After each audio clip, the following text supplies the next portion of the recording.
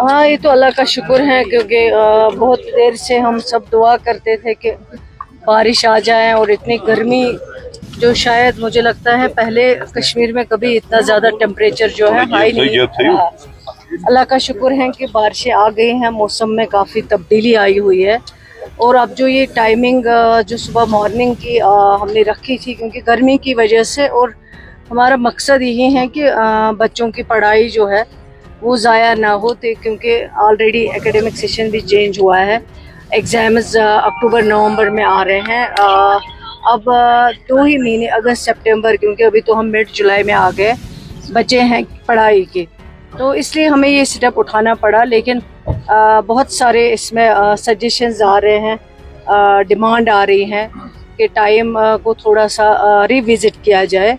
और मैंने already officers से बात की हुई है और इंशाल्लाह इस पे बैठेंगे हम।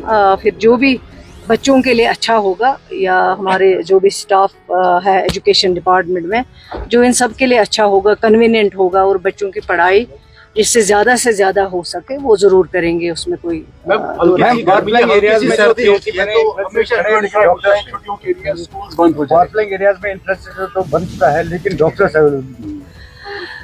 डॉक्टर्स की कमी ये तो हमें विरासत में मिला है, क्योंकि एक साल में आप एक्सपेक्ट करेंगे जहाँ 6 साल में डॉक्टर नहीं है, जहाँ 6 साल में आपका मेडिकल असिस्टेंट नहीं है, जहाँ 10 साल में आपकी बिल्डिंग नहीं है, वो 1 या 8 महीने में ठीक नहीं हो सकता है। लेकिन मैं समझती हूँ कि उमर अब्दुल्ला साहब की सरबराही में जो सरकार बनी है, उस सरकार ने शुरू से ही यही कोशिश की है, चाहे हेल्थ सेक्टर हो, एजुकेशन सेक्टर हो या बाकी डिपार्टमेंट्स हो, उन डिपार्टमेंट्स में सुधार आ सके। और उसकी मिसाल ये मैं आपको दूंगी, जब ये सरकार बनी, जो हमारे बच्चे जिन्होंने डिग्रियां कंप्लीट की थी उनको पहले तो 309 अपॉइंटमेंट ऑर्डर्स उमर अब्दुल्ला साहब के हाथों दिए गए, ताकि ये लोग दूर दराज इलाकों में, फार फ्लंग एरियाज़ में जाके वहाँ जो है पेशेंट केयर को ठीक कर सके। इसी तरह अभी रिसेंटली 110 या 11 ऑर्डर जो है वो और दिए गए। रोज़ जो सर्विस सिलेक्शन बोर्ड में कंसल्टेंट्स की अपॉइंटमेंट होती हैं, उसमें भी काफ़ी हद तक कंसल्टेंट के जो कंफर्मेशन है वो आ जाती हैं, और उनको भी हम कोशिश करते हैं लगाने के लिए। लेकिन अब ये क्या हुआ है, पहले अपग्रेडेशन की गई है, क्रिएशन नहीं की गई। आनंद फानंद बिल्डिंगें बनाई गई, लेकिन वहाँ पे आपके पास इक्विपमेंट नहीं है, वहाँ आपके पास मेडिकल असिस्टेंट नहीं है, बाकी फैसिलिटीज़ नहीं है। इस चीज़ को सबको कंसोलिडेट करना पड़ेगा। इसमें सबका हमें साथ चाहिए, सबका सपोर्ट चाहिए, आप मीडिया के भाइयों का भी, लोगों का भी। और इस सरकार की कोशिश है कि हेल्थ केयर ज़्यादा से ज़्यादा बेहतर हो सके।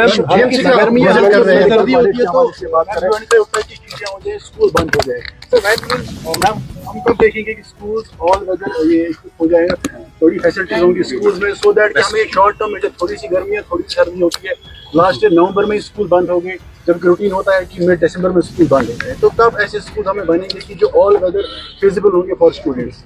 आप भी कश्मीरी है ना, हम सब कश्मीरी हैं, और कश्मीर में आपको पता है कितना हार्श विंटर होता है, और इसके लिए आप स्कूलों में AC लगा नहीं सकते। 28,000 के करीब हमारे पास स्कूल है, आप हीटिंग हर एक स्कूल में दे नहीं सकते हैं, और वो पॉसिबल नहीं है कि आप विंटर वेकेशंस को कैंसिल करके फिर बच्चों को जो है मुश्किल में डाल दें। सबसे इम्पोर्टेंट जो है वो बच्चों की हेल्थ है, उसके बाद एजुकेशन है। और जहाँ तक पॉसिबल है गवर्नमेंट कोशिश कर रही है, लेकिन हार्श विंटर में इतनी बर्फबारी होती है, चले कलान का मौसम होता है, ये कोई अमेरिका नहीं है, जम्मू कश्मीर है, और जम्मू कश्मीर में हमें मौसम की सिचुएशन के मुताबिक जो है फैसले लेने हैं।